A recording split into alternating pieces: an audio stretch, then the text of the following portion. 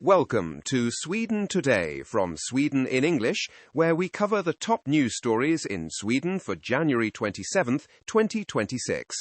In today's episode, we'll discuss the exclusion of Alpine skier Felix Monsén from the Olympic team amidst controversy, the challenges of rising household debt impacting economic policy, and a bold proposal from the government to lower the age of criminal responsibility. We'll also touch on the critical competence supply issues facing Sweden's energy sector and the pressure mounting on the national handball team following their recent defeat. Let's get into these stories. Felix Monsén, the 31-year-old Swedish Alpine skier, has been controversially left off the Olympic team for the upcoming 2026 Winter Games. This decision comes after Monsén's impressive 10th-place finish at the challenging Handball in Kitzbühel. Monsén expressed frustration, questioning the Swedish Olympic Committee's criteria and their decision to forfeit a third quota spot. Alpine legends like Pernilla Wiberg and Anja Pärson have publicly criticized the committee, calling the exclusion unfair and highlighting the need for clarity in the selection process.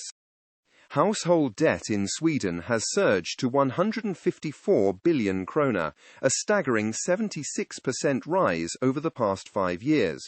Nearly 450,000 Swedes are now registered as indebted to Kronofogden, the enforcement authority. Alarmingly, about 44 million krona is added to this debt every single day. The Riksbank has expressed serious concerns about insufficient data on household assets, complicating their risk assessments and economic policies. While the government is looking to improve debt data collection, the Riksbank argues that without asset information, these efforts fall short. The Swedish government is moving forward with a proposal to lower the age of criminal responsibility to 13 for serious crimes, starting July 1, 2026. This change targets severe offences like murder and aggravated rape, allowing for harsher penalties for offenders aged 13 and 14 who could face imprisonment up to 90% of adult sentences.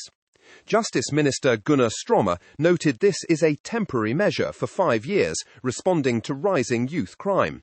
However, the plan has drawn criticism from legal experts like Mir Edwall Insulander, who called it an experiment on children.